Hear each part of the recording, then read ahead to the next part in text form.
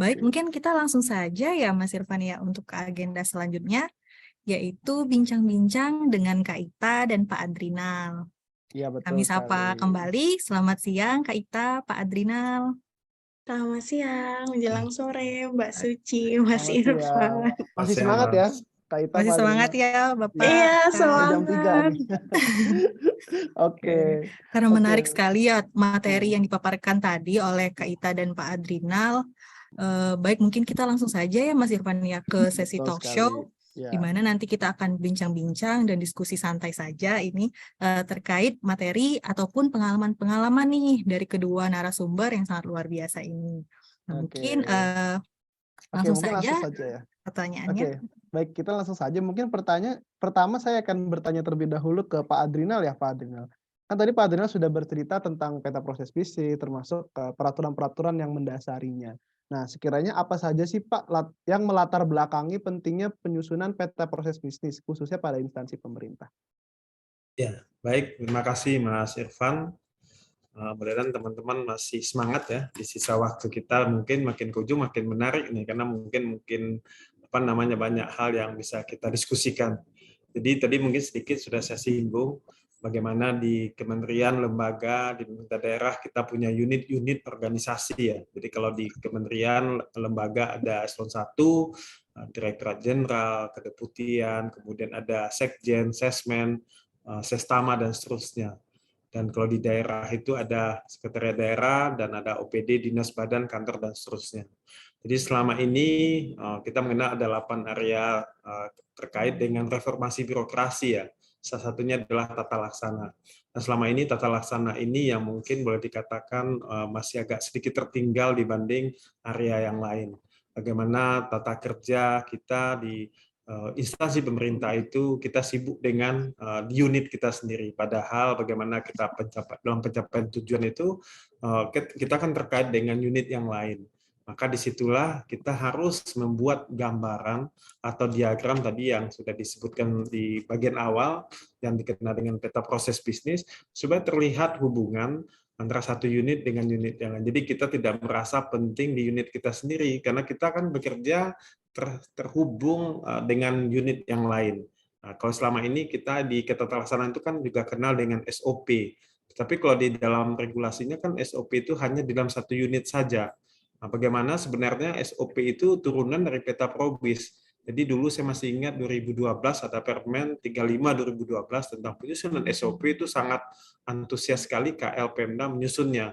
Tetapi kita lupa bagaimana menyusun SOP yang baik itu harusnya didasarkan pada peta probis. Dan agak belakangan lahir Permen PAN 19 2018 ini, walaupun sebenarnya sebelum Permen PAN 19 2018, sebelum Permen 35 2012, dulu ada Permen 12 tahun 2011 tentang penataan tata laksana.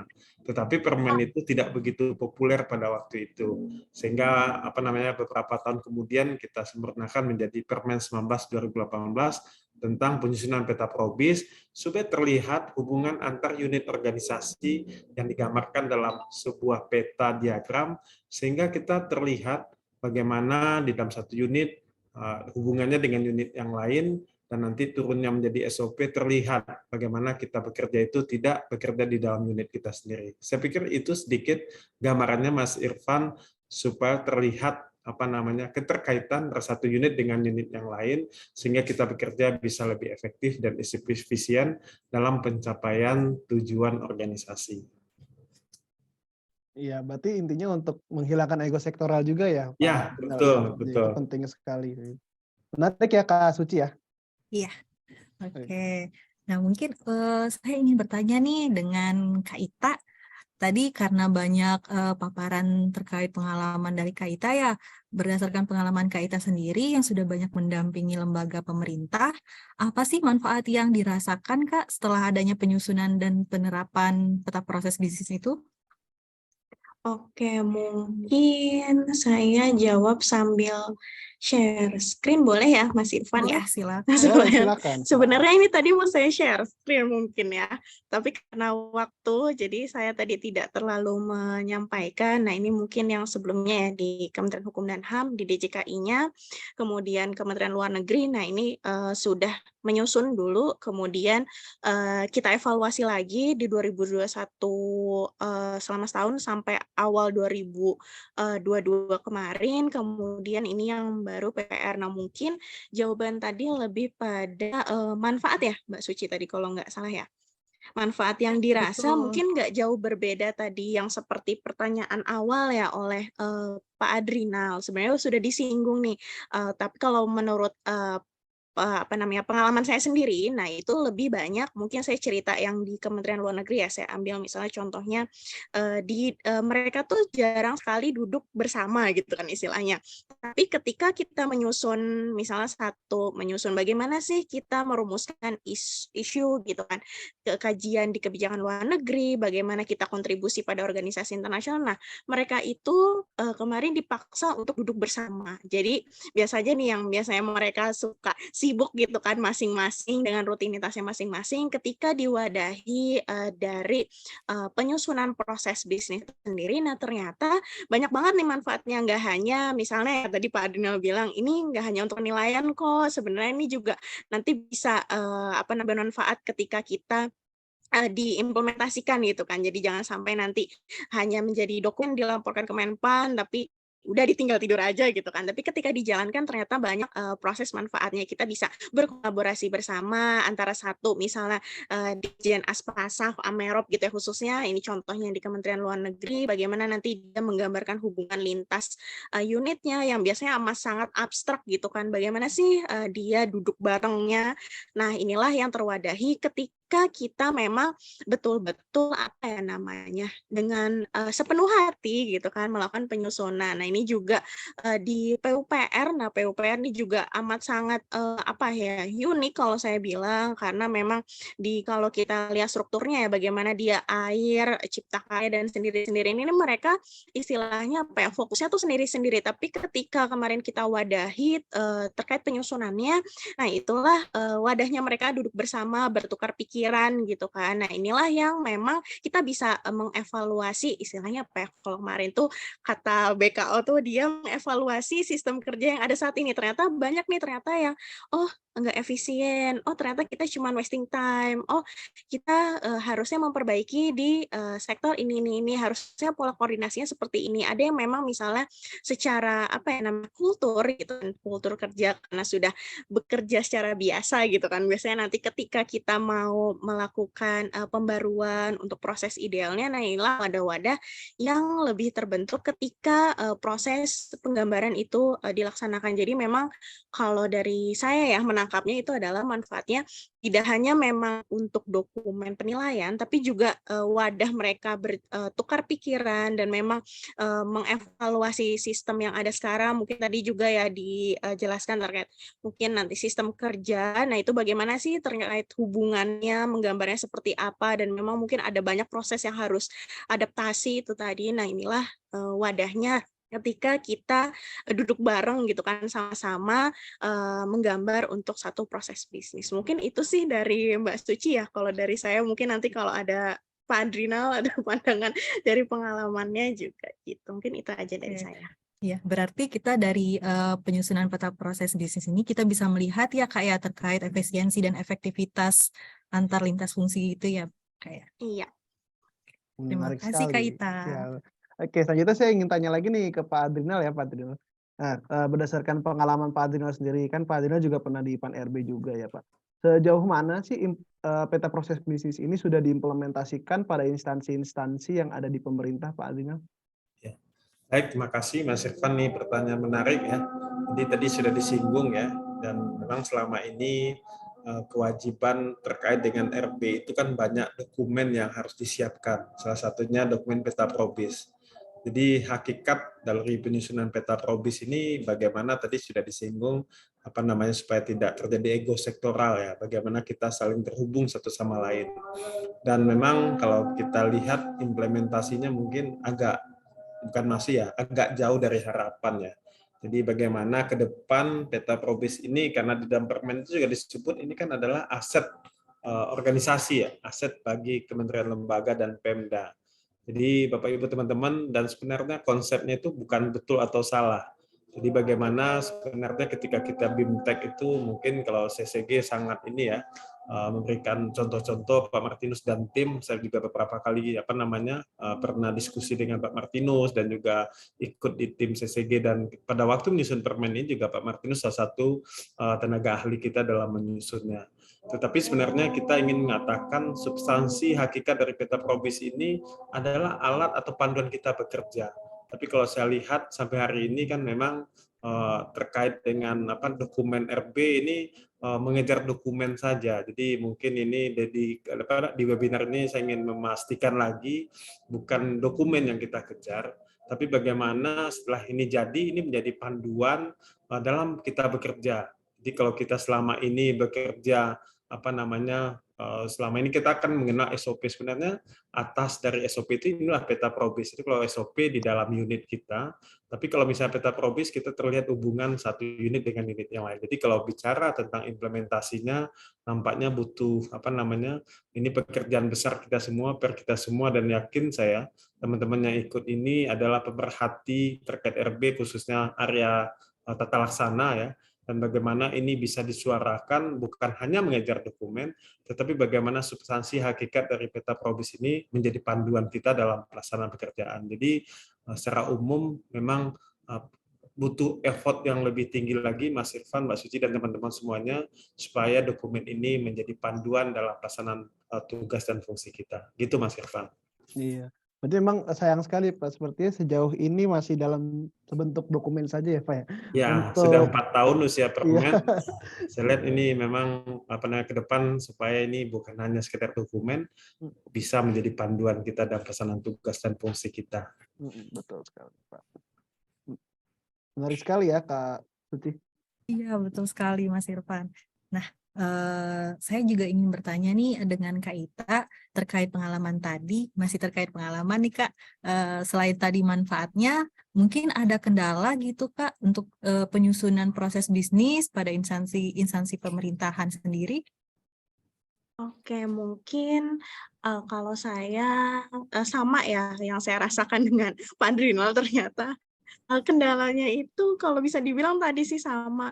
Jadi memang mereka, ada peserta atau narasumber yang hadir, oh ya udahlah buat nilai, istilahnya nilai mereka aja lah gitu kan, datang hadir untuk penilaian juga untuk ya udah sekedar dibuat. Tapi memang, kalau memang mereka mengerjakan dengan, konsen gitu, maksudnya dengan sepenuh hati, benar-benar diperhatikan, kemudian nanti ini tidak hanya jadi dokumen yang, istilahnya udah selesai ditinggal gitu aja kan, tapi ternyata manfaatnya banyak. Nah itu sih kemudian karena kendala laginya ya selain dari para pesertanya itu mungkin dari tim. Nah karena mungkin mereka mengira ini adalah istilahnya ya udah dokumen kita buat tim siapa aja boleh duduk bareng. Nah ini ternyata nih sangat susah gitu kan. Ketika saya kemarin mungkin kita punya alur pemikiran yang beda-beda gitu kan. Kita untuk membangun kan tadi mungkin Pak Adriano telah sebutkan ya, asasnya adalah salah satunya konsensus, yaitu kita membangun konsensus building.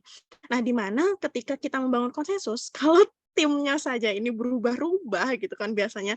Ada nih yang hadir itu waktu itu kalau nggak salah, dia hanya penarsum nih Mas Irfan, ketemu sama saya, oke narsum diundang, terus besoknya beda lagi orangnya, terus besok minggu depannya beda lagi. Nah, kita mau mencapai konsensus building-nya tuh sering terkendala gitu biasanya karena memang susah. Nah makanya tadi juga Adrinal ya mungkin telah menyinggung menyusun SK tim dan lain sebagainya itu sebenarnya membantu banget sih ketika waktu kita mendampingi.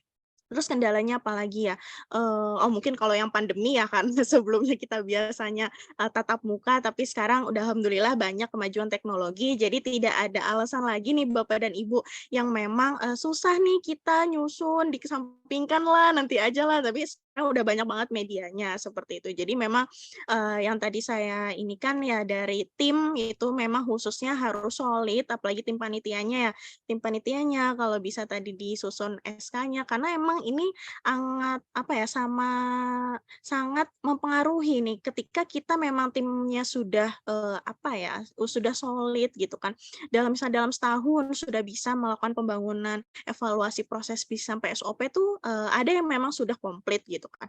Ada yang memang karena timnya tadi berganti-ganti lama sekali gitu kan, ada yang kayak gitu. Ada juga yang sampai ke pimpinan malah, ke pimpinan yang memang ganti lagi, nggak sesuai nanti dengan bawahnya juga. Nah inilah memang sebenarnya pola komunikasi yang memang harus dibangun dan memang kita sama-sama sepakati ya, karena memang uniknya ini adalah konsensus. Kita bisa aja nih ketika membangun proses bisnis di satu tim gitu kan, ketika kemarin sudah final, ketika coba minggu depannya lagi ada tim gitu kan, baru diturunkan lagi, berubah lagi. Nah itu waktu itu pernah sih kejadian di salah satu kementerian, sehingga cukup lama gitu kan. Memang faktor kalau dari pengalaman saya selama ini itu adalah banyak kendalanya dari tim kerja, tapi ketika tim kerja itu sudah solid, sudah memang banyak ada yang mendriver gitu ya, khususnya dari mungkin tadi biro organisasinya ya, memang sangat jadi centengnya istilahnya gitu kan, ketika pada bingung nih kita harus mengambil keputusan. Nah itu biasanya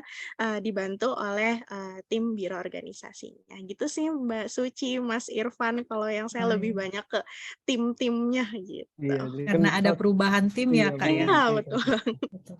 Iya berarti. Oke. Oh ya Kak, saya nanya juga ke Kak Ita nih, Kak Hmm. Ita, terkait kalau tindak lanjut dari proses bisnis tadi kan juga sudah sempat disinggung Oh sedikit iya. ya di PowerPoint. Nah itu kendalanya apa ya Kak, kalau dalam tindak lanjut dari Probis ini sendiri? Oke, kalau tadi itu lebih ke kendala proses bisnis ya. Kalau sekarang kendala ketika tindak lanjutnya mungkin ya banyak yang belum mengetahui ya ternyata banyak nih manfaat tidak hanya tadi ya penilaian, tapi ternyata juga bisa kita bantu untuk sertifikasi ISO. Nah, CCG juga melakukan itu, sertifikasi ISO juga dari proses bisnis. Kita pendampingan juga ternyata bisa gitu kan. Kemudian untuk tadi review mungkin lebih ke kendalanya tadi sih banyak yang masih awam sebenarnya proses bisnisnya mungkin kalau di kementerian lembaga udah amat sangat familiar ya, karena memang sudah umurnya udah cukup kalau misalnya dibilang balita di bawah 5 tahun.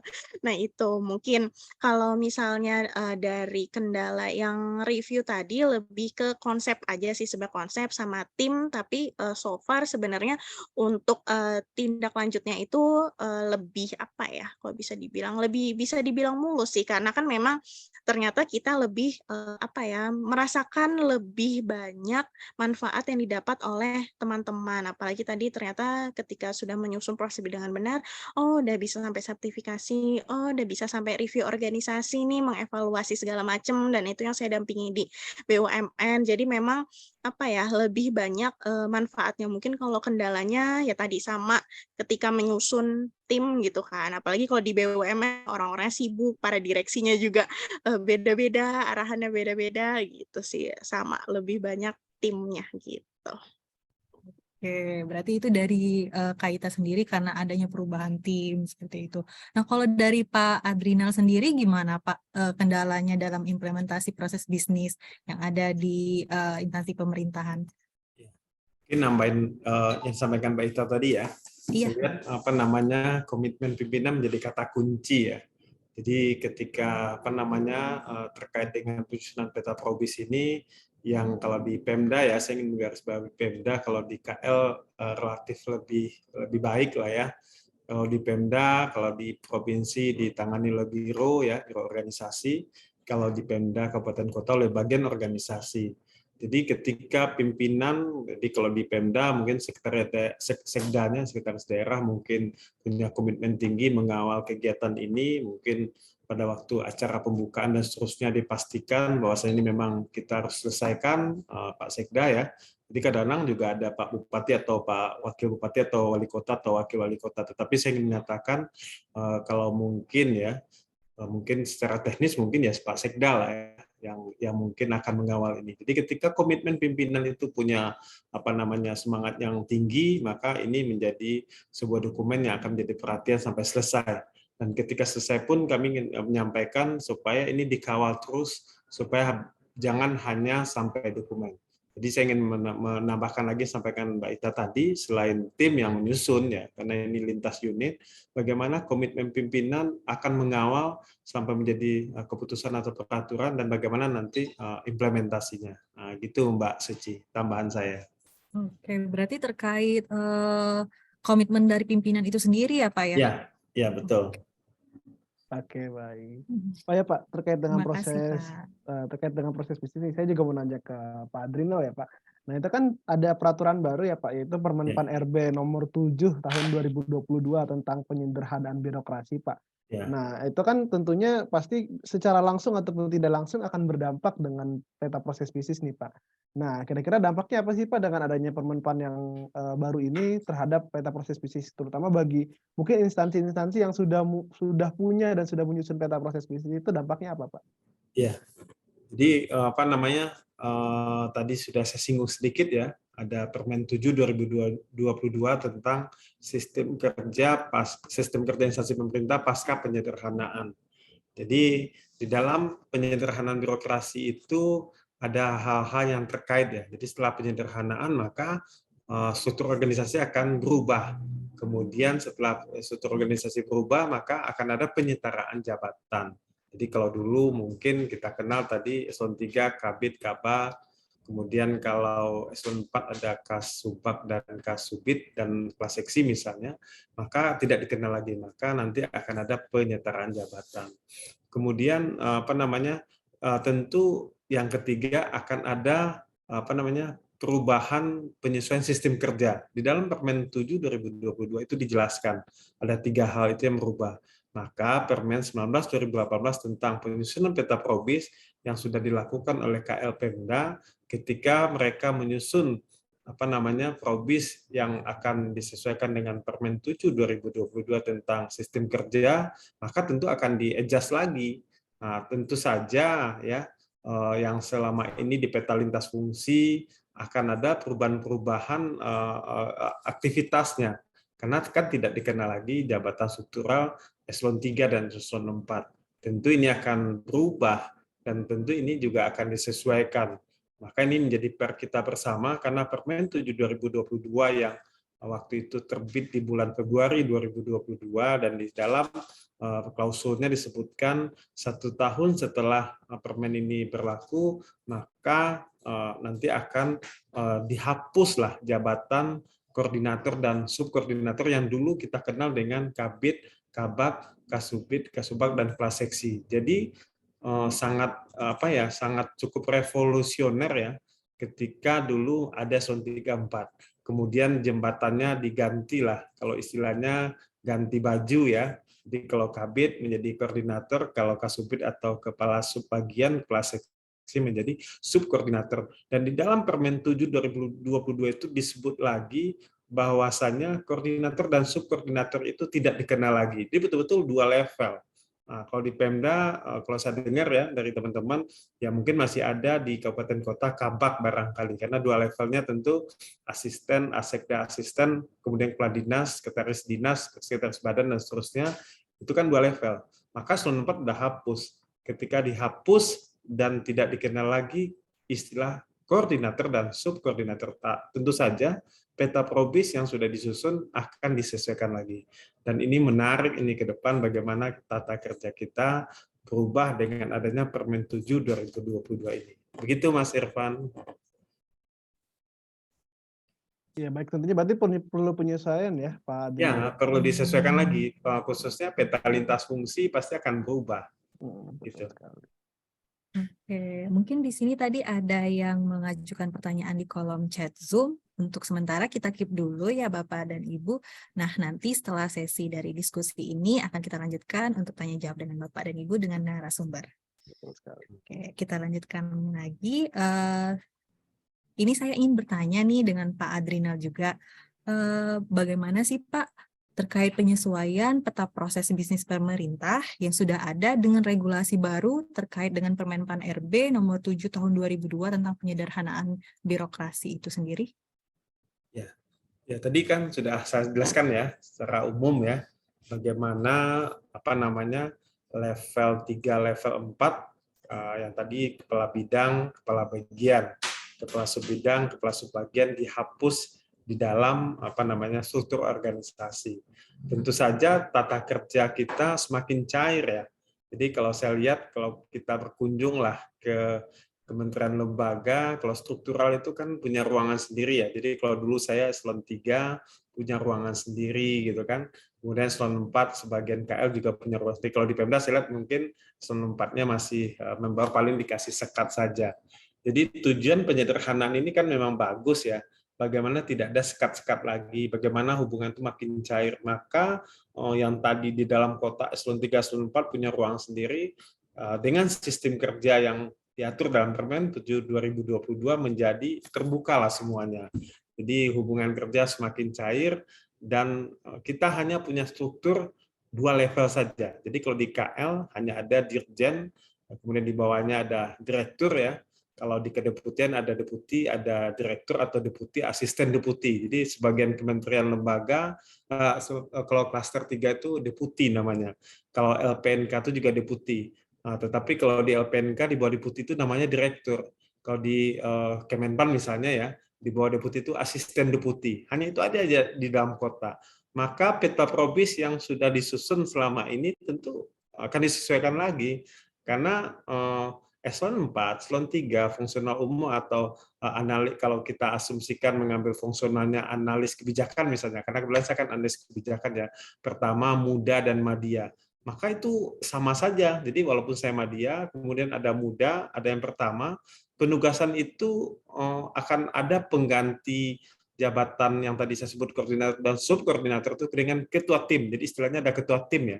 Ketua tim, dan ketua tim itu tidak otomatis akan diberikan amanah kepada yang fungsional madya misalnya. Bisa jadi yang muda atau mungkin yang pertama yang mungkin menguasai substansi penugasan itu. Maka bersiap-siaplah kita ketika kita tidak perform ya, walaupun kita sudah madya barangkali atau mungkin muda. Bisa jadi yang dapat menjadi ketua tim itu adalah yang pertama atau yang muda. Nah, jadi secara umum, maka peta probis yang kita susun selama ini akan cair lah di level 3, 4, dan yang pertama. Jadi kalau fungsional itu kan, kalau auditor ada auditor ahli pertama, ahli muda, dan madya, dan utama. Kalau utama itu kan mungkin levelnya dulu bekas eselon 2 dan atau eselon 1 ya. Nah, jadi fungsional inilah yang akan menjadi tulang punggung dalam pelaksanaan tugas. Tetapi bagaimana selama ini kita bekerja yang mengandalkan kotak-kotak struktur, ke depan mungkin menjadi semakin cair dengan adanya Permen 7 2022 ini. Begitu. Oke, baik, berarti dari peta proses bisnis yang sudah disusun itu tentunya dapat disesuaikan ya Pak ya dengan regulasi baru. Ya. Jadi ada penyesuaian ketika Permen 7 2022 ini bulan Februari sudah berlaku secara keseluruhan. Jadi selama setahun ini masih masa transisi gitu. Oke, baik. Terima kasih Pak Adrinal. Ya mungkin terakhir nih sebelum masuk ke sesi tanya jawab nih, mungkin sedikit bukan closing statement sih, cuman harapan ya. Harapan dari Kak Ita dan Pak Adrinal juga, mungkin Kak Ita dulu kemudian nanti langsung dilanjut Pak Adrinal, untuk instansi pemerintah ke depannya terkait peta proses bisnis ini seperti apa ya harapannya? Dari Kak Ita harapannya dulu. ya. Oke, mungkin kalau saya sederhana aja karena memang biasanya saya dampingi ya, mereka biasanya dikit-dikit dulu nih, belum lebih ke komitmen pimpinan ya mungkin kalau dari Pak Adrinal. Lebih semoga gitu ya pimpinannya juga lebih aware lagi, kemudian tadi yang mungkin masih ada yang belum menyusun atau belum disempurnakan, itu juga lebih disempurnakan lagi, siapa tahu kan itu bisa membantu, tadi manfaatnya juga banyak ya untuk organisasi kita. Kemudian kalau saya lebih pada ini adalah living dokumen. Jadi memang akan terus dievaluasi karena tiap tahunnya kan juga pasti akan ada penyesuaian gitu kan. Jadi jangan sampai telah kita capek nih keringetan gitu kan sampai malam-malam pada lembur gitu kan Bapak dan Ibu. Kemudian udah dapat nilai dari Menpan kemudian ditinggal tidur gitu kan. Jadi jangan sampai deh. Jadi semoga memang ini jadi dokumen yang terus hidup gitu kan, yang ternyata bisa membawa manfaat gitu kan, tidak hanya bagi Bapak Ibu sendiri, tapi juga organisasi yang mungkin semakin agile tadi ya. Kalau saya tuh nyebutnya kalau di BUMN itu agile Pak Adrinal. Kalau di sini kan dia ini istilahnya kayak tidak ada sekat ya, makin cair. Nah, kalau saya waktu itu di BUMN itu kita buat proses bisnis yang memang bisa membuat kita itu berlari sangat kencang gitu kalau waktu itu Pak Direkturnya bilang gitu. Jadi memang semakin agile, semakin bagus bagaimana kita saling mudah beradaptasi dengan tantangan-tantangan nanti ke depannya, karena memang satu organisasi kita sudah istilahnya sudah amat sangat bagus ya untuk mekanisme koordinasi antar lintas unit itu tadi. Gitu sih kalau dari aku, Mas Irfan. Ya, dari Pak Adrinal sendiri bagaimana Pak Ya, harapan? saya pikir tadi Mbak Ita sudah cukup jelas ya bagaimana nanti ini living dokumen ya. Jadi kalau saya tadi menyebut jangan hanya sebatas dokumen, bagaimana ini menjadi panduan. Tadi juga Mbak Ita sudah menyebutkan agile ya. Jadi hari ini kan perubahan-perubahan sangat banyak dan tentu bekerja di instansi pemerintah juga akan banyak penyesuaian-penyesuaian. Saya ingin mengatakan change is a must ya. Jadi perubahan adalah sebuah kepastian. Jadi dengan adanya penyederhanaan birokrasi, kemudian dengan banyaknya aturan-aturan terkait dengan mengenai tata kerja yang diatur dalam Permen 7 2022 ini, maka suka tak suka, mau tak mau, tentu kita harus menyesuaikan tantangan saat ini. Jadi kalau selama ini ada 4 level ya, jadi kalau misalnya ada eselon 1, eselon 2, 3, 4, yang kalau diistilahkan dalam Undang-Undang ASN ada jabatan pimpinan utama, madya, pratama, kemudian ada koordinator dan administrator dan pengawas.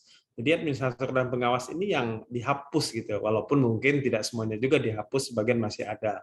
Tentu Bapak Ibu teman-teman akan menyesuaikan pola kerja dengan 2 level supaya tadi yang disebut Mbak Ita tadi makin agile.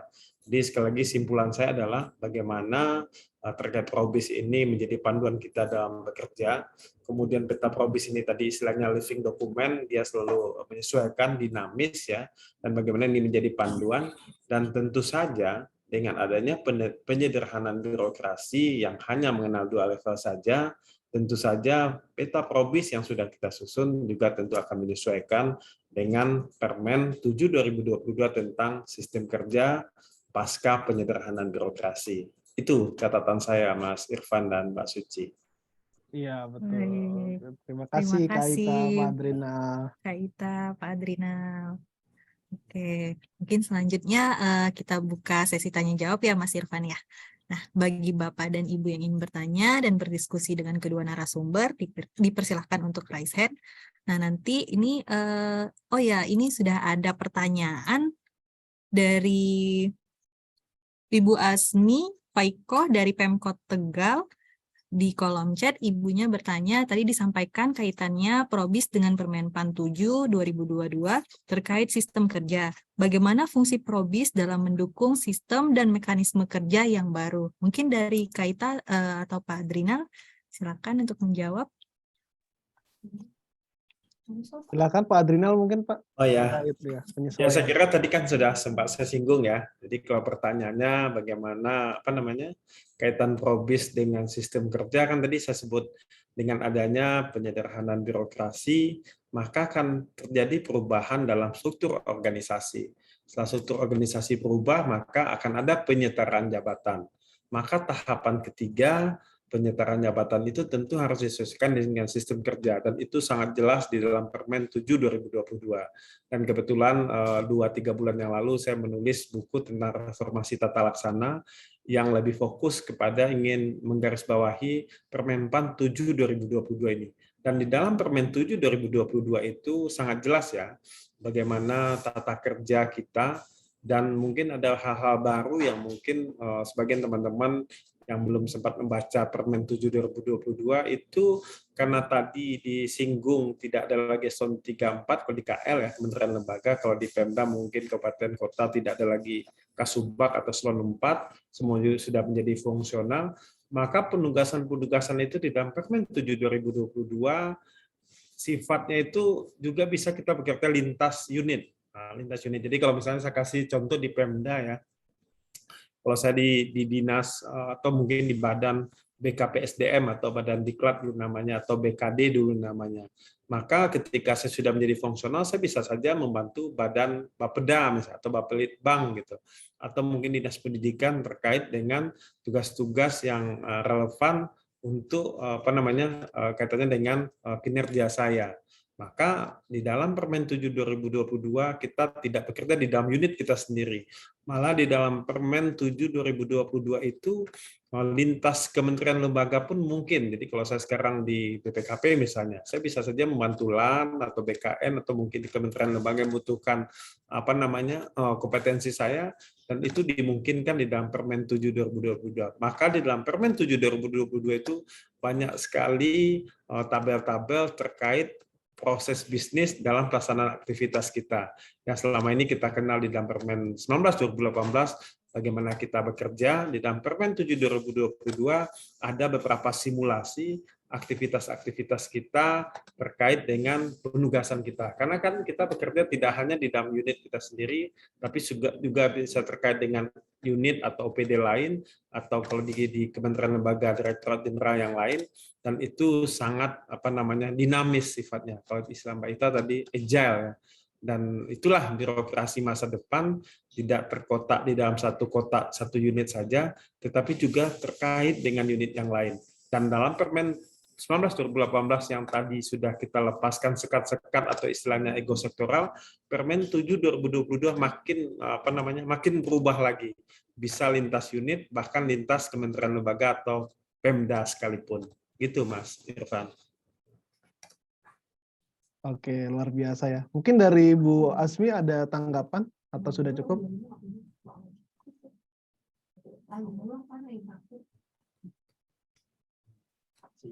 Oke, mungkin sedang susah untuk on mic ya. Oke, tidak masalah. Mungkin Bapak Ibu sekalian ini ada pertanyaan lagi di chat. Namun sebelum pertanyaan di chat, mungkin ada yang mau bertanya secara langsung. Nah, silakan Pak Nov dari Pemkab Agam, silakan. Bisa perkenalan dulu Pak, nama dan asal. Assalamualaikum warahmatullahi wabarakatuh. Waalaikumsalam. Perkenalkan, nama saya Nov dari bagian organisasi pemerintah Kabupaten Agam, Sumatera Barat. Saya terima kasih kepada CCG yang telah mengadakan kegiatan webinar terkait penyusunan proses bisnis dalam instansi pemerintahan. Materi ini juga cukup menarik. Saya sepakat dengan apa yang disampaikan Pak Adrinal sama Mbak Ita, bahwasanya dengan keluarnya Permen PAN 19 tahun 2018, instansi pemerintah diwajibkan untuk menyusun peta proses bisnis. Kami sendiri dari Kabupaten Agam baru melaksanakan penyusunan peta proses bisnis di bulan ini, insya Allah kelar nanti di bulan Desember. Karena itu disusun terkait hanya evaluasi dari dari RB, dari 8 area perubahan terkait tata laksana. Karena di situ ada kewajiban di evaluasi RB itu harus ada penyusunan peta proses bisnis. Karena sudah beberapa tahun evaluasi RB itu kami tidak ada proses bisnis, maka kami menyelenggarakan penyusunan peta proses bisnis. Hanya seperti Pak Adrinal dan Mbak Ita tadi, hanya baru sebatas pemenuhan dokumen. Kami lihat dari hasil ini, kalau lihat dari penyusunan proses bisnis itu sendiri, nanti ke depannya kalau memang diterapkan komitmen, tentu akan sangat bermanfaat bagi pencapaian tujuan daripada pimpinan daerah. Yang menjadi kendala terhadap proses bisnis sendiri, yang pertama setelah Menpan mengeluarkan Permen PAN 19 itu sepertinya untuk daerah tidak ada lagi, daerah mencari sendiri seperti apa proses bisnis itu. Tidak ada pendampingan atau pelaksanaan bimbingan teknis terhadap daerah bagaimana penyusunan proses bisnis. Kemudian setelah disusun itu implementasinya bagi daerah sendiri tidak jalan. Dan alur proses bisnis itu seperti apa dan mau dibawa kemana, hanya sekedar dokumen udah disusun proses bisnis udah. Nah, ini proses bisnisnya. Kemudian implementasinya dari proses bisnis itu dari prosesnya, subproses, kemudian lintas proses dari proses bisnis sendiri tidak jalan dengan semestinya. Mungkin saya berpesan nih sama Pak Adrinal Tanjung, Selaku analis kebijakan, sama Pak, saya analis kebijakan muda, penyetaraan dari Subak Kelembagaan dan Anjak. Pesal sama Pak Adrinal, kemudian ke analis kebijakan di pusat, mungkin ke depan ketika suatu regulasi itu dikeluarkan, hendaknya adalah pendampingan terhadap daerah. Kita sama tahu di daerah itu SDM-nya sangat kurang. Kemudian apalagi kita daerah Sumatera ini Pak. Kalau di Jawa mungkin banyak konsultan-konsultan yang telah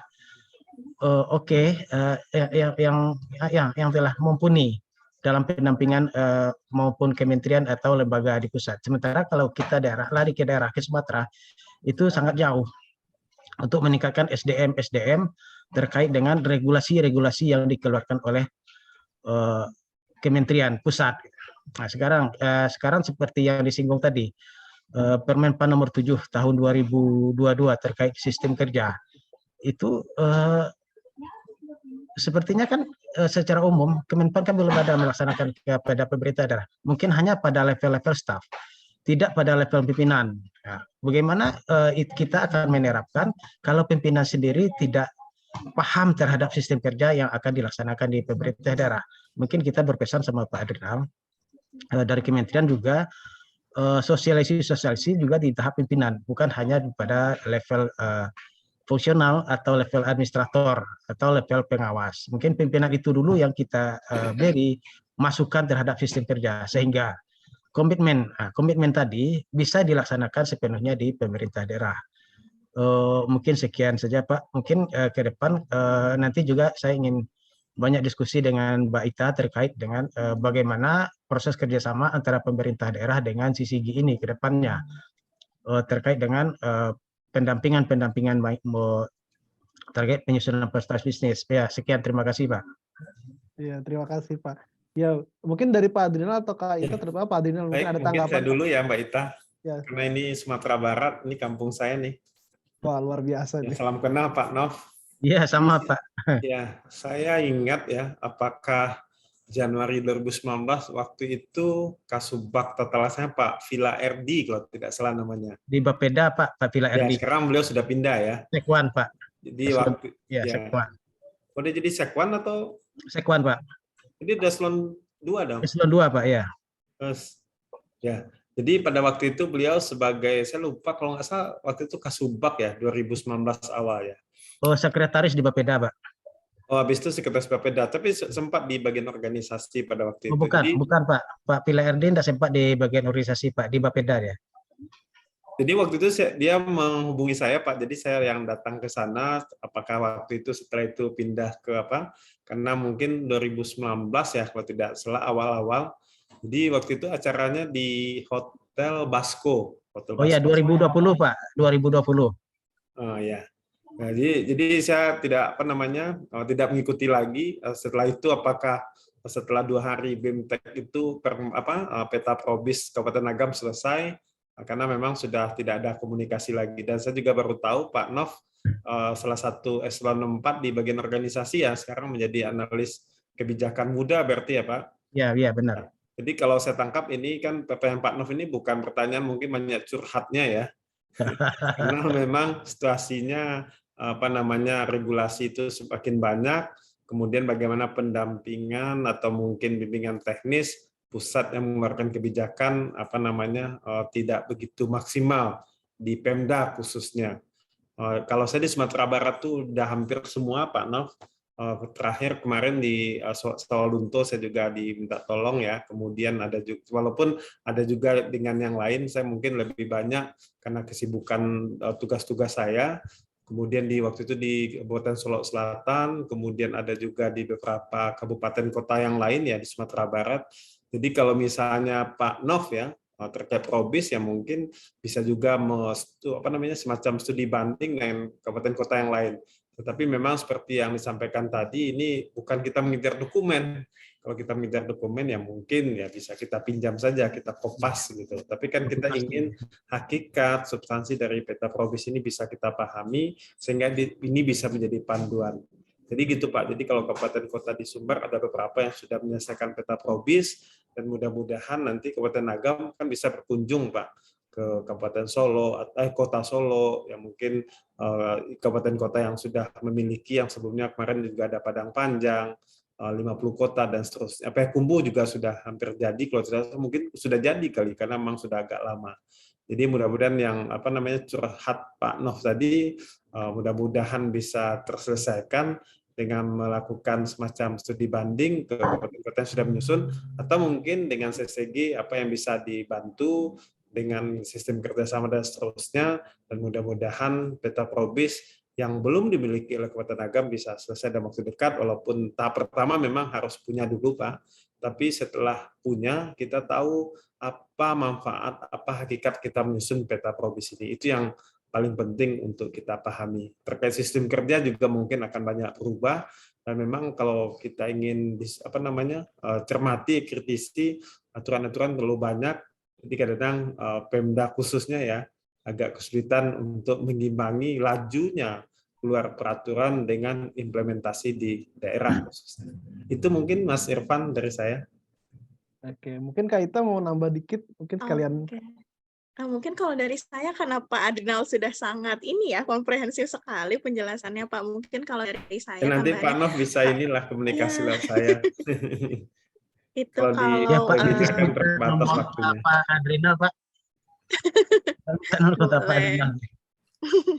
Oke, kalau terkait informasi pendampingan sebetulnya tadi sudah disampaikan juga ya Bapak ya dari awal bahwa kalau kami itu ada program untuk bimbingan teknis. Nah, itu baik bimbingan teknis publik. Jadi di sana itu akan Bapak diwadahi terkait pendampingan penyusunan proses bisnis. Jadi Bapak bisa bertemu dengan instansi lain. Nah, waktu itu memang yang telah disampaikan juga tadi mungkin Mas Irfan ya di awal telah menyampaikan. Jadi kita multi instansi. Jadi di sana juga banyak discuss sebelumnya.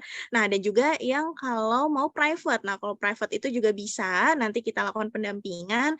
Nah, itu juga mungkin informasi terkait private atau nanti bimbingan teknis dan lain sebagainya itu nanti bisa langsung menghubungi di kontak kami. Nah, itu tenang Pak, 24 jam Bapak hubungi juga bisa itu nanti. Siap. Gitu, kalau 24 jam ya. Asal kalau orangnya tidur kali ya Pak. Gitu. Oke, Mas Kan bisa Irfan. juga kan via Zoom kalau misalnya khusus satu Pemda, bisa nggak? Iya, itu nanti kita ada ininya Pak, tenang, ada pendampingannya kok gitu. Nanti Zoom silakan juga hubungi bisa. Pak Nov. Iya. Iya, siap Pak Adrinal. Iya. Oke, Ya, terima kasih banyak Pak Adrinal, Mbak Ita, Mas Irfan juga Mbak Suci. Iya. Ya. Oke, mungkin terima Pak kasih Nov. Pak Nov. Anda bisa lihat tuh mungkin di chat ada tuh nomor yang bisa dihubungi ya Pak Nov ya kalau memang ingin dilakukan pendampingan. Oke, baik, selanjutnya gimana Kak Suci? Oke, kita kembali sebentar untuk yang di kolom chat ya, untuk pertanyaan di kolom chat. Ini ada yang bertanya dari Pak Guido. Pertanyaannya, apakah peta proses bisnis SPBE sama dengan peta proses bisnis instansi? Bagaimana keterkaitannya? Terima kasih. Mungkin dari Kaita ada tanggapan? Oke, mungkin kalau ini saya berbicara lebih ke pengalaman ya Pak ya. Karena ini di 8, memang 8 itu nggak salah 2019 atau 2020 awal gitu deh, saya lupa.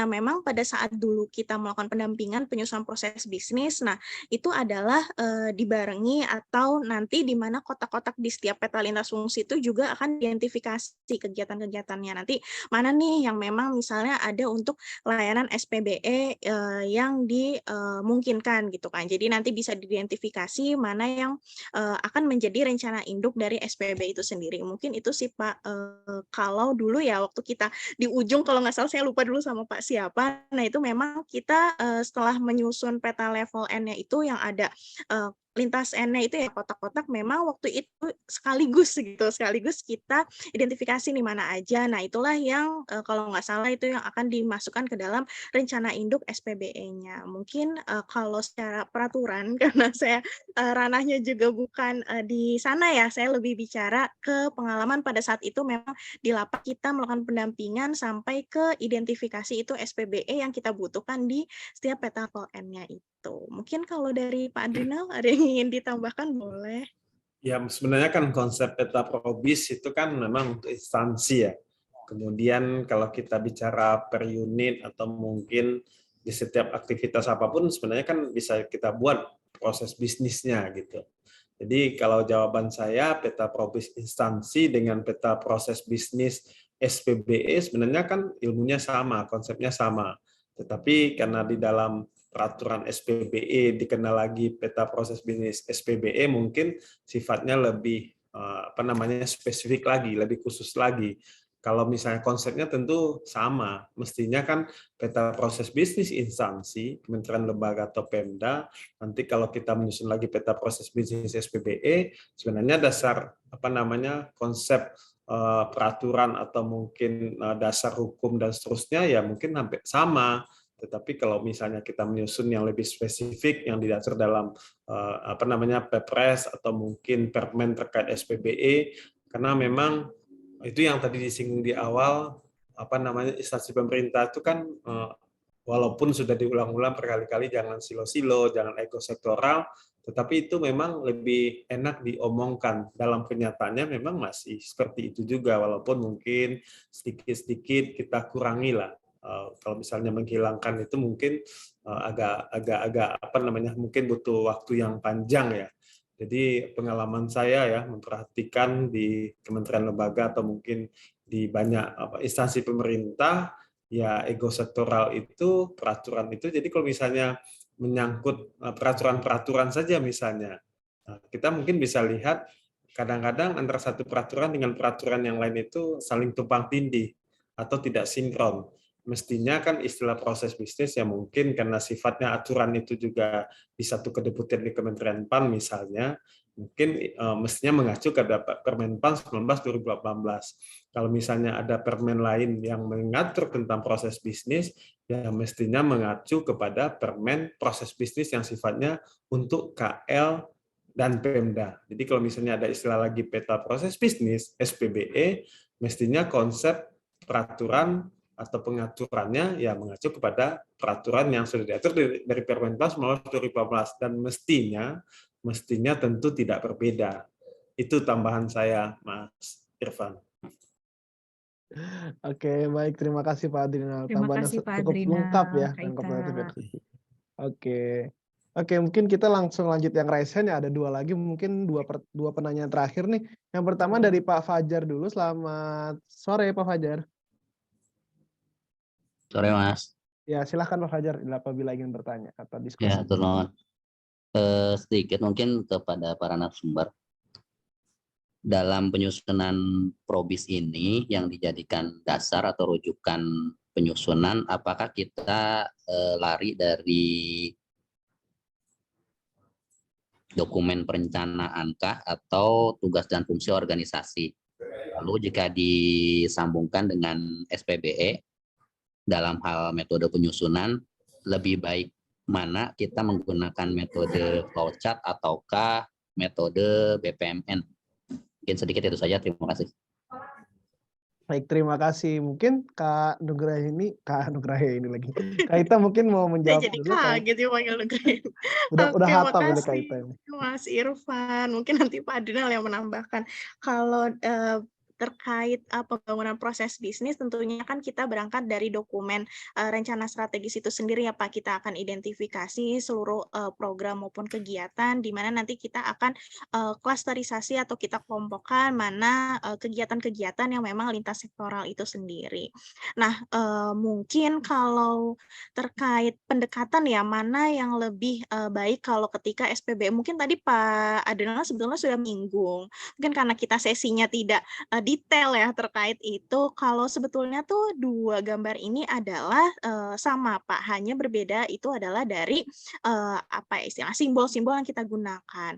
Tapi kalau memang menurut pandangan saya, ketika saya mendampingi ada satu kementerian yang menggambar dengan BPMN dan ada yang memang satu yang menggambar dengan flowchart, memang dia ada plus minusnya. Ketika menggambar dengan flowchart itu ada gambar peta relasi ya yang memang tidak ada di BPMN. Nah, itu mungkin ketika nanti di gambar SPB-nya seperti apa, mungkin itu akan terlengkapi. Nah, tapi kalau misalnya mau lebih mudah ya, apa ya namanya, interpretasikan dari proses bisnis ke alur SPBS, sebetulnya simbol-simbol di BPMN itu adalah lebih familiar sih kalau menurut saya. Jadi dari simbolnya ada nanti belah ketupat, ada plus, ada yang silang gitu kan, mana yang paralel, mana yang untuk decision, mana yang untuk simbol apa ya namanya, bulat, itu start, dia apa namanya, mulai, kemudian nanti ada simbol-simbol dia memang lebih, apa ya namanya, lebih dekat ke simbol untuk,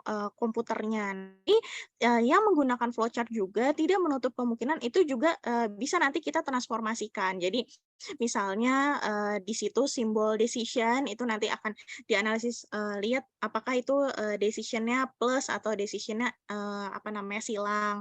Kemudian mana yang paralel, mana yang apa, sebetulnya tidak jauh berbeda. Mungkin karena, agak simbol-simbolnya aja sih kalau menurut saya itu. Mungkin kalau dengan BPMN dia lebih dekat. Mungkin dengan Pak Adrinal ada yang ingin Itu Pak Adrinal ada tambahan? dilengkapi? Iya. Ya, baik.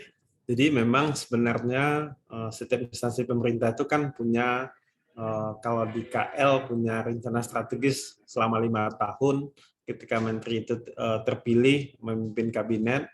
Kemudian kalau di LPNK ada kepalanya, pasti dia punya rencana strategis. Kalau di Pemda, Kabupaten Kota Provinsi ada RPJMD. Bagaimana menurunkan sekian halaman, mungkin ada yang 400-500 halaman ya, Renstra dan RPJMD itu menjadi sebuah panduan dalam mencapai visi misi tujuan strategi KL Pemda itu menjadi lebih sederhana. Terlihat unit-unit organisasi bekerja bersama-sama, tidak hanya di dalam unitnya sendiri, untuk mewujudkan visi misi menteri, kepala, dan bupati, wali kota, dan gubernur. Maka itulah pentingnya peta proses bisnis. Jadi sebenarnya menyusun peta probis itu ya untuk 5 tahunan. Walaupun di dalam permen itu disebut setiap tahun akan ada evaluasi untuk penyempurnaan. Karena bagaimanapun instansi pemerintah itu juga akan ada penyesuaian-penyesuaian dalam RPJMD dan rencana strategisnya. Maka peta probis juga akan disesuaikan.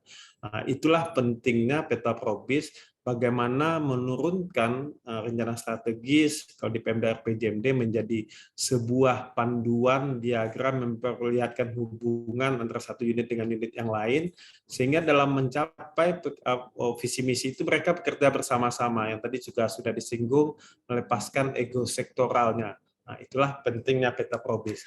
Kalau kita kaitkan dengan metode yang disusun, tadi Mbak Ita juga sudah menjelaskan, ada dengan BPMN yang menggunakan simbol-simbol yang sangat banyak sekali, kemudian ada BPMN yang kita sudah kenal dalam menyusun SOP sebelumnya, hanya menggunakan 5 simbol yang mungkin lebih sederhana. Tentu dua metode ini punya kelebihan dan kekurangan. Kalau metode BPMN barangkali karena banyak simbolnya tentu kita susah menghafalnya. Kalau flowchart mungkin hanya 5 simbol, walaupun simbol flowchart sendiri ada 29 sebenarnya kalau kita lihat kan, tapi hanya kita pilih 5. Jadi kalau BPMN mungkin dengan jumlah simbol yang banyak, mungkin multi tafsirnya itu menjadi sedikit. Kalau kita menggunakan metode flowchart karena hanya 5 simbol, maka menimbulkan multitafsirnya agak tinggi. Tetapi kelebihannya flowchart kan ada narasi yang menjelaskannya.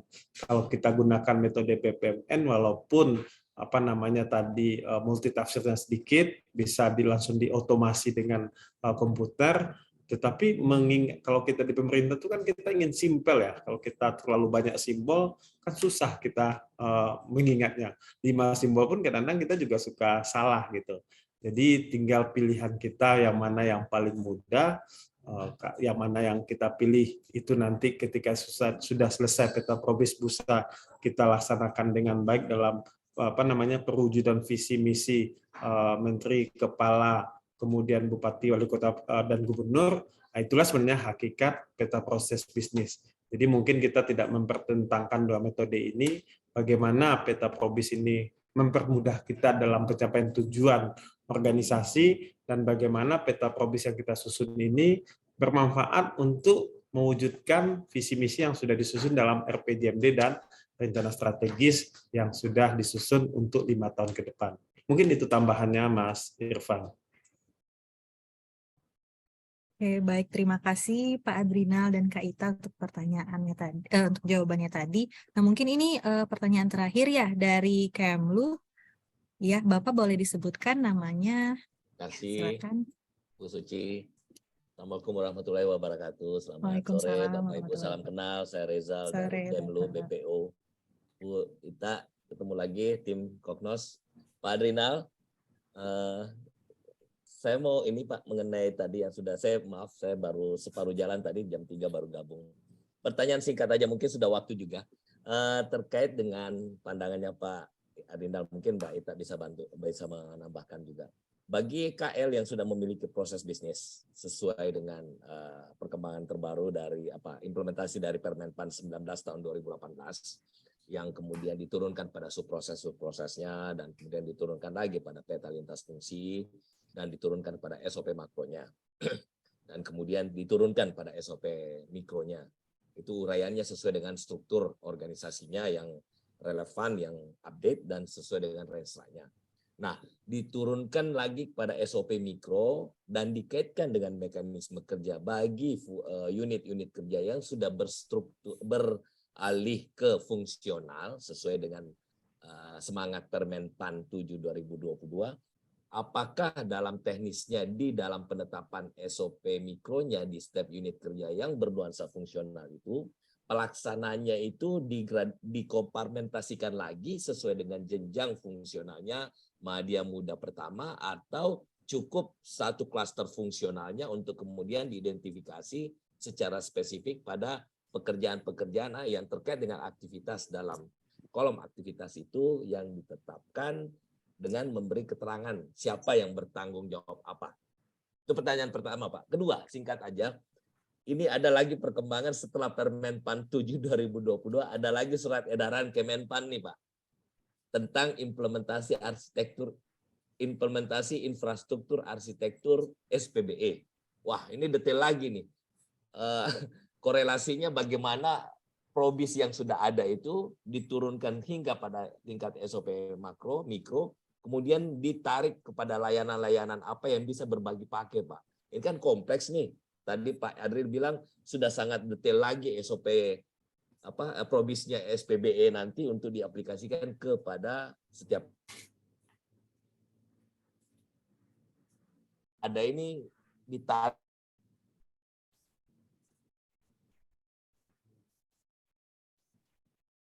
Maaf Pak, ini untuk sinyalnya Terus ya. terputus Ya, Pak. sepertinya terputus. Iya. Oh, Pak terputus Reza. ya? Oh, putus Iya, ya? terputus Pak. Pertanyaan kemana yang putus ya? Sorry. Yang kedua, Yang kedua, Oke, yang kedua justru yang paling berat nih.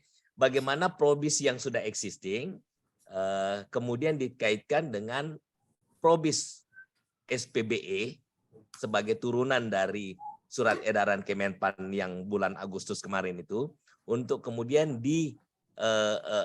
disinkronkan dengan instrumen-instrumen dalam arsitektur SPBE yang baru. Untuk Satu Data Indonesia ya Pak ya. Ini saya kaitkan lagi ketarik ke Satu Data Indonesia.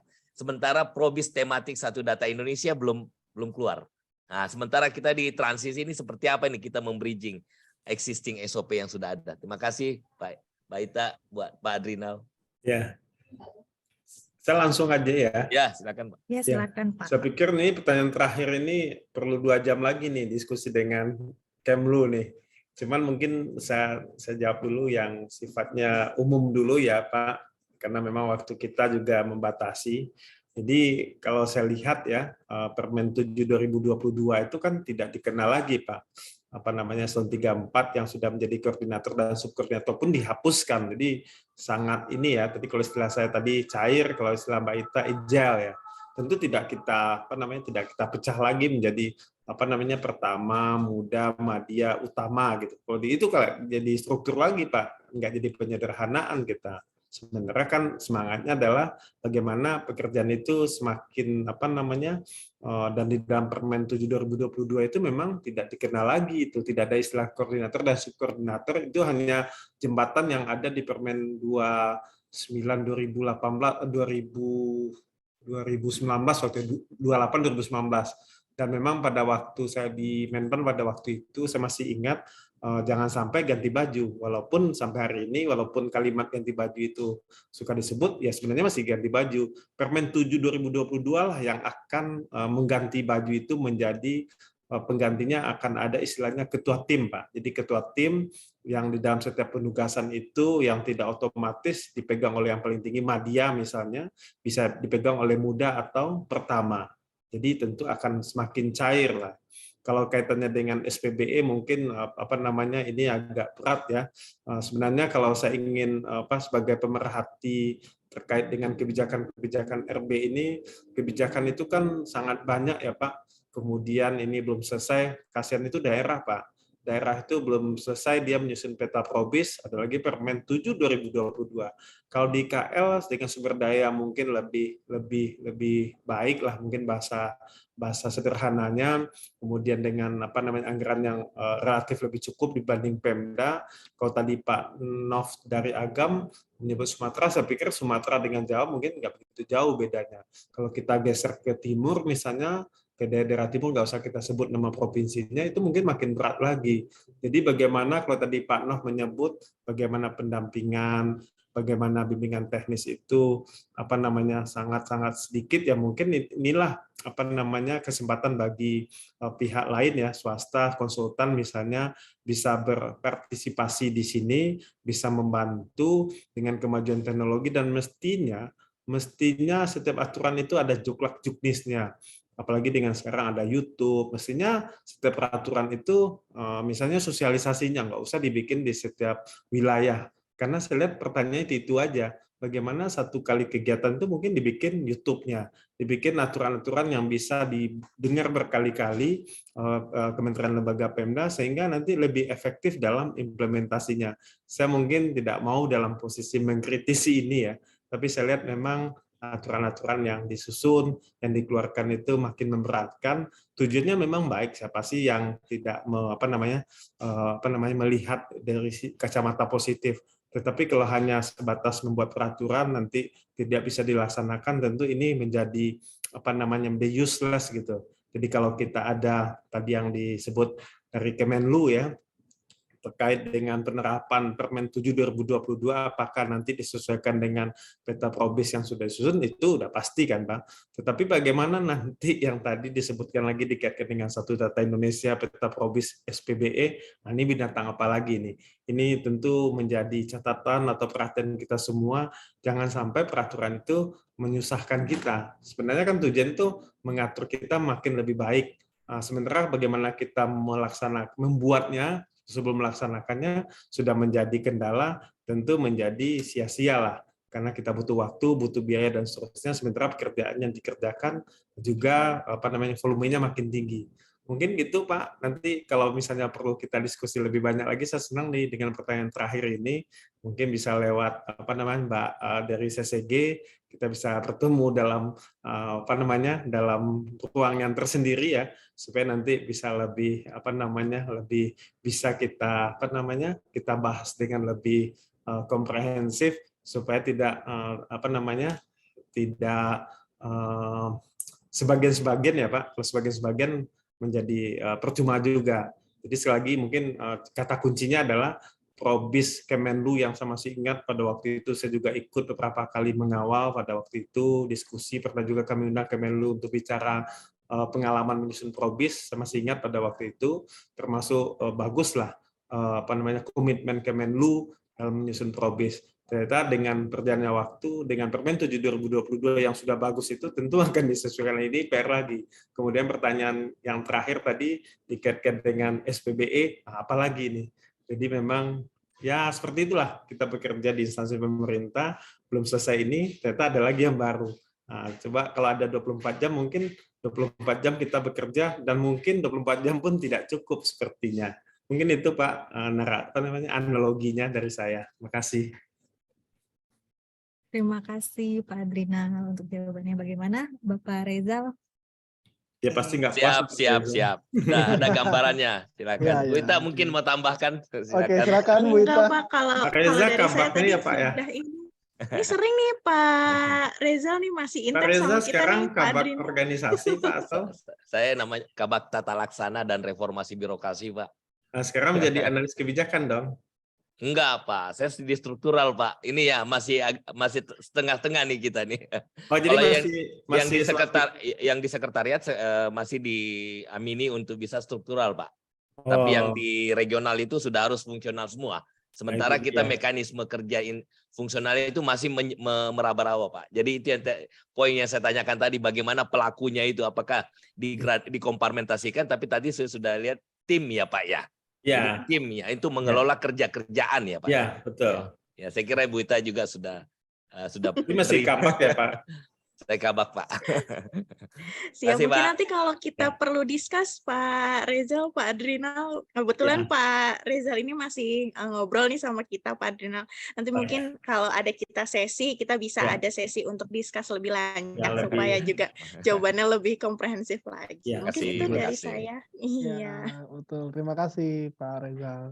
Baik Bapak Ibu sekalian, sepertinya waktu tanya jawab sudah habis ya. Saya mengucapkan terima kasih kembali kepada Kak Ita, Pak Adrinal, tentunya dengan diskusi yang ternyata cukup panas ya dan cukup banyak sekali yang bertanya seperti itu. Nah, bagi Bapak Ibu sekalian jangan lupa untuk mengisi form evaluasi yang sudah dibagikan oleh panitia di kolom chat Zoom. Nah, bagi Bapak Ibu sekalian yang belum sempat bertanya, bisa disimpan pertanyaannya dan mungkin bisa ditanyakan pada webinar pada Cognoscenti webinar berikutnya, karena Cognoscenti webinar ini akan dilaksanakan setiap bulannya dan juga tentunya dengan tema yang berbeda-beda. Bapak Ibu bahkan bisa request tema di form evaluasi yang di-share oleh panitia. Nah, untuk informasi terkait Cognoscenti webinar ini, Bapak Ibu bisa mengikuti informasinya dengan cara mengikuti sosial media kami. Bapak dan Ibu. Ya, nah, baik sebelum kita tutup agenda sore hari ini, ada baiknya kita foto dulu ya Bapak dan Ibu ya. Iya, nah, kenang-kenangan betul. Iya, buat kenang-kenangan kita. Nah, oke, mungkin untuk Bapak dan Ibu bisa on cam ya. Oke, boleh silakan untuk di open kameranya. Kita akan ada sesi dokumentasi. Oke, mungkin dari ada Ibu Sri Rahayu. Oke, boleh di open cam-nya.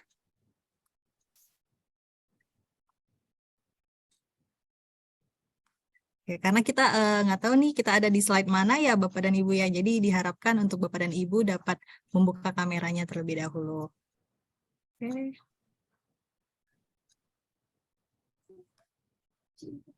Oke, baik. Kita mulai ya Bapak dan Ibu ya. Saya hitung. 1, 2, 3. Oke. Oke, untuk yang slide kedua, diharapkan semua Bapak Ibu open cam dan juga tersenyum ya, karena kita belum tahu nih kita ada di slide berapa. Oke, saya mulai hitung ya. 1, 2, 3. Baik, terima kasih Bapak dan Ibu. Baik, sekali lagi kami mengucapkan terima kasih tentunya kepada kedua pembicara, yaitu Pak Adrinal dan Kak Ita, terima kasih. Iya, Mungkin bisa berikan tepuk tangan, bisa berikan tepuk tangan secara virtual Bapak Ibu karena kita sedang chat Zoom. Terima kasih Pak Adrinal, Kak Ita atas materi yang sangat luar biasa dan komprehensif. Ya. Baik, terima kasih hadirin sekalian. Demikianlah Cognoscenti webinar dengan tema penyusunan proses bisnis dalam instansi pemerintah. Saya Irfan Anwar Fauzan dan rekan saya Sucitia Purnama pamit undur diri dan mohon maaf sekiranya apabila ada kesalahan dan kekurangan dalam pelaksanaan webinar kali ini. Semoga agenda ini bisa bermanfaat bagi kita semua. Sampai jumpa di kegiatan Cognoscenti webinar selanjutnya. Stay safe and keep healthy. Wassalamualaikum warahmatullahi wabarakatuh. Terima kasih Bapak Ibu, terima kasih Kak Ita, terima kasih Bapak Ibu, Kak Ita, Pak Adrinal, terima kasih banyak. Semoga bermanfaat. Terima kasih para narasumber. Sangat luar biasa. Terima kasih Pak.